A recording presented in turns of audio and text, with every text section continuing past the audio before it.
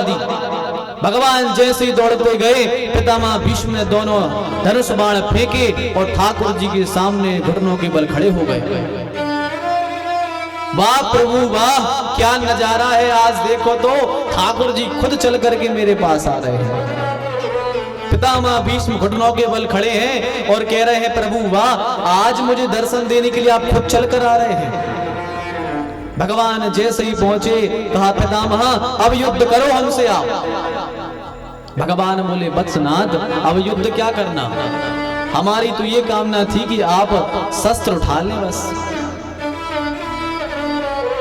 हमारी तो यही कामना थी, शस्त्र उठा लें। अर्जुन दौड़े दौड़े आए, बोले ठाकुर जी यह क्या कर रहे हो, आपने विधि का विधान बदल दिया,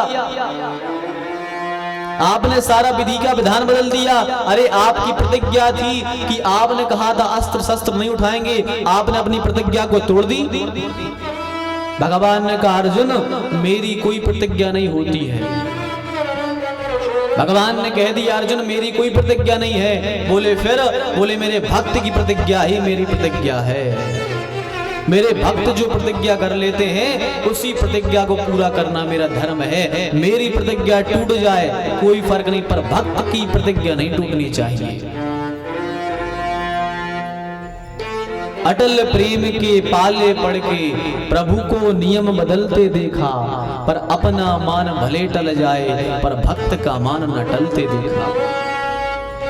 भगवान ने भक्त की प्रतिज्ञा के लिए अनेकों बार अपनी प्रतिज्ञा को तोड़ा है। भगवान ने अपनी प्रतिज्ञा तोड़ दी। युद्ध समाप्त हुआ, कौरवों की सेना मारी गई, कौरवों की सारी सेना मारी गई, केवल एक बचा है दुर्योधन, और वह दुर्योधन भी कुरुक्षेत्र में पड़ा है, करा रहा है, क्योंकि भीम ने उसकी जंगा को तोड़ दिया, विदीर्ण कर दी जंगा को। अब तो चिल्ला रहा है, करा रहा है, पड़ा है कुरुक्षेत्र में, कुरुक्षेत्र में पड़ा है और चिल्ला रहा है। युद्ध में द्रोण का पुत्र, द्रोणाचार्य के पुत्र जो है अश्वत्थामा, वह बचे हुए थे। अश्वत्थामा आया, अश्वत्थामा ने आकर के देखा कि दुर्योधन पड़ा है और कराह रहा है। अश्वत्थामा ने कहा कि अरे दुर्योधन क्या बात है, दुख हो रहा है मरने का तुम्हें? अश्वत्थामा से बोला नहीं नहीं, मरने का कोई दुख नहीं हो रहा, मरने का कोई दुख नहीं है। बोले फिर रो क्यों रहे हो, क्या बात है? बोले हमें दुख तो इस बात का है कि हम 100 भाई थे, 99 मर गए, हम मरने वाले हैं, और कौरव 5 थे, वो 5 के 5 अभी तक जीवित हैं। देखो पापी व्यक्ति कौन होता है? पापी वह नहीं होता जो पाप को करता है, पापी उसे नहीं कह सकते आप जो पाप को करता है। पापी व्यक्ति वो है जो पाप करने के बाद में उसको सुधारता नहीं है, ना उसकी गलती मानता है, वह असली पापी है। ये मरने वाला है और मरते मरते भी इसके मन में क्या आ रहा कि 5 पांडव जीवित हैं अभी भी। महापापी वही व्यक्ति है जो मरते हुए भी दूसरे का अहित चाहे, वही तो पापी व्यक्ति है। तो अश्वत्थामा ने कहा हमने तो आपसे कहा था कि हमें सेनापति बना दो, हमें सेनापति बनाया होता हम 5 पांडवों को मार के ले आते, पर आपने माना नहीं, हमें सेनापति नहीं बनाया। अभी हमको सेनापति बना दो, अभी भी कुछ नहीं बिगड़ा है दुर्योधन, अभी हमें बना दो सेनापति, अभी हम 5 पांडवों के सर काट लाएंगे, अभी भी मौका है, समझ जाओ। पर दुर्योधन बोला, हंस पड़ा दुर्योधन, बोले पागल हो गए हो, अब जब सेना ही नहीं है तो सेनापति काहे के बना दे? सेना ही नहीं बची हमारे पास, सारी सेना मारी गई, तुम कह रहे सेनापति बना दो। अश्वत्थामा ने कहा नहीं नहीं, बना दो हमें सेनापति, अभी तुम तो जिंदा हो, सेनापति बना दो, कह दो एक बार मुंह से, बस कह दो कि तुम सेनापति हमारी सभा के। ये होता है मद, इसे कहते हैं मद। हर व्यक्ति को एक ना एक प्रकार का मद होता है। अश्वत्थामा को गद्दी का मद था, उसको एक पद चाहिए था कि हमें सेनापति का पद मिल जाए, उसको केवल पद चाहिए था, हमें पद मिल जाए, मद था पद का। इसलिए कभी भी हमारे लिए किसी भी चीज का हमारे अंदर मद नहीं होना चाहिए, क्योंकि मद होगा तो निश्चित ही हमारा अंत हो जाएगा, हम नष्ट हो जाएंगे। कई लोगों को धन का मद होता है, कई लोगों को रूप का मद होता है, नाना प्रकार के मद हैं। ऐसे ही अश्वत्थामा को अपनी गद्दी का मद है कि हमें एक बार गद्दी मिल जाए, जो कुछ भी करना पड़े, किसी के प्राण भी लेने पड़े तो हम प्राण भी ले लेंगे, पर हमें पद मिल जाए। एक पद के कारण अश्वत्थामा ने 5 पांडवी के पुत्रों को मार दिया, पांडवों के पुत्रों। सोते हुए 5 पांडवों की गर्दन काट दी, केवल किसके लिए? मद के कारण, अपने पद के कारण। एक छोटा सा पद की सेनापति बन जाए बस। इसलिए कभी भी यदि भगवान धन संपत्ति भी दें तो हमें मद नहीं करना चाहिए, किसी भी चीज का मद नहीं होना चाहिए, ना अपने रूप का, ना यौवन का, ना धन का, ना ऐश्वर्य का, किसी भी प्रकार का मद नहीं होना चाहिए। अश्वत्थामा ने 5 पांडवों के पुत्रों को मार दिया। अर्जुन ने प्रतिज्ञा कर ली कि द्रौपदी जिसने तुम्हारे 5 पांडवों के पुत्रों को मारा है, मैं अवश्य उसको पकड़ कर लाऊंगा और उसके खून से तुम्हारे चरणों को धोऊंगा। प्रतिज्ञा कर ली। अब अर्जुन ने द्वारिकाधीश को साथ में लिया, रथ पर बैठे और खोज करने के लिए चल दिए।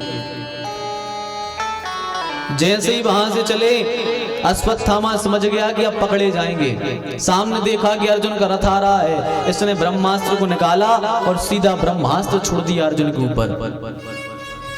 अर्जुन के ऊपर जैसे ब्रह्मास्त्र छोड़ा, अर्जुन घबरा गए, बोले द्वारिकाधीश मेरी रक्षा करो, ये ब्रह्मास्त्र मुझे मार डालेगा, ब्रह्मास्त्र मुझे मार डालेगा, मेरी रक्षा करो। कृष्ण कृष्ण महाबाहो भक्ता नाम भयंकर, तुम्हें को दह्यमाना नाम मवगसोसी संसृते। हे ठाकुर जी मेरी रक्षा करो, ये ब्रह्मास्त्र जला के राख कर देगा। भगवान ने कहा तुम डर रहे हो, अरे तुम्हारे पास भी तो ब्रह्मास्त्र है भाई, लोहे को काटने के लिए लोहा ही चाहिए, कभी कभी उसी चीज से विष को मिटाने के लिए विष ही चाहिए। तो ऐसे ही उस ब्रह्मास्त्र को शांत करने के लिए तुम्हारे पास ब्रह्मास्त्र है, तुम भी उसका प्रयोग कर दो, और तुम्हें तो लौटाना आता है, तुम लौटा लेना। अर्जुन ने ब्रह्मास्त्र छोड़ा, दोनों ब्रह्मास्त्र शांत हुए। अर्जुन ने अपना ब्रह्मास्त्र लौटा लिया और अश्वत्थामा को रस्सी से बांध करके रथ में जकड़ करके अब वहीं से खचोड़ते हुए आज द्रौपदी के सामने ले आए। जैसे ही द्रौपदी के सामने लाए, अर्जुन ने कहा द्रौपदी लो, बाल हत्यारा तुम्हारे सामने है, बताओ इसको क्या दंड दें? कहो तो इसके टुकड़े टुकड़े करके फेंक दें, कौओं को खिला दें, या ऐसे जिंदा जमीन में गाड़ दें? बताओ करना क्या है? या सूली पे लटका दें, या गर्दन सर से अलग कर दें, या बीच में से फाड़ दें? बताओ क्या चाहती हो तुम? पर वाह रे द्रौपदी, द्रौपदी ने जैसे ही देखा कि अश्वत्थामा रस्सियों से जकड़े हैं, मन में करुणा आ गई, करुणा आ गई। अरे अर्जुन ये क्या कर रहे हो? मुंचता मुंचता मेशो ब्राह्मणो नितराम गुरु। अरे अर्जुन इसे छोड़ दो, इसे छोड़ दो। अर्जुन ने कहा क्यों छोड़ दें, बाल हत्यारा है। बोले नहीं नहीं, ये हमारे गुरु का लड़का है। अरे आप भूल गए जब द्रोणाचार्य हमारी सभा में आते थे, हम सब खड़े होकर उनका स्वागत करते थे। जब अश्वत्थामा जी सभा में आते थे, हम उनके चरणों में फूल छिड़कते थे, अपने हाथों पे उनके चरणों को रखते थे। आज उनको आप मार रहे हो, यह दशा कर रहे हो उनकी। अरे गुरु के पुत्र हैं और गुरु का पुत्र गुरु समान ही होता है, छोड़ दो, छोड़ दो इसे। द्रौपदी के हृदय में करुणा आ गई, क्योंकि एक माँ का भाव एक माँ ही जानती है। द्रौपदी ने कहा यदि आप इसे मार दोगे तो 5 पुत्र तो हमारे मर गए हैं, पर इसको मारने से हमारे पुत्र तो जीवित होंगे नहीं, हमारे पुत्र जीवित होंगे नहीं, और गुरु माता का शाप हमको लगेगा। गुरु माता भी द्रोणाचार्य गुरु जी के मरने का दुख तो भूल नहीं पाई। अब उनके बेटा और मर जाएगा तो वो तो बेचारी जीते जी ही मर जाएगी, इसलिए हम गुरु माता के श्राप की भागी नहीं बनना चाहते, छोड़ दो इसे। अर्जुन ने कहा नहीं, हम नहीं छोड़ेंगे। भीम ने कहा अर्जुन तुम इसे संहार कर रहे हो इसका या नहीं, वरना हम इसको अब भी यहाँ युद्ध में हरा दें। सबने युधिष्ठिर की तरफ देखा कि महाराज क्या कहते हैं। युधिष्ठिर की तरफ देखा तो युधिष्ठिर ने कहा कि द्रौपदी सत्य कहती है, इसे छोड़ दो, ये गुरु पुत्र है, इसे छोड़ दो, ब्राह्मण है, नहीं मारना चाहिए। अर्जुन बोले नहीं हम नहीं छोड़ेंगे, भीम बोले हम नहीं छोड़ेंगे। अब क्या करें? तो अर्जुन ने कहा द्वारिकाधीश है हमारे सामने, चलो इनसे ही फैसला करवाते हैं। कहा द्वारिकाधीश बताइए क्या करें, अश्वत्थामा का क्या करें? भगवान ने कहा अर्जुन तुम क्षत्रिय हो, अपने धर्म को भूल गए। अरे बाल हत्यारे को कभी भी जीवित नहीं छोड़ना चाहिए, जो भी हो मार दो इसे। बाल हत्यारा है, बाल हत्यारे को दंड मिलना ही चाहिए मृत्यु का। जैसे ये कहा अर्जुन ने तलवार निकाली और जैसे ही चलाने वाले थे भगवान बोले अर्जुन ब्रह्म बंधुर्न हंतव्य आदताई वदारणा, ब्रह्म बंधुर्न हंतव्य। अर्जुन ब्राह्मण को कभी जान से नहीं मारना चाहिए। अर्जुन ने जैसी तलवार अंदर रखी तो भगवान बोले आतताई वधारणा, आतताई को कभी छोड़ना नहीं चाहिए, बाल हत्यारे को। अर्जुन बोले प्रभु हमारी समझ में नहीं आई आपकी अटपटी बात है। अरे प्रभु आप का नाम ही टेढ़ा है कृष्ण।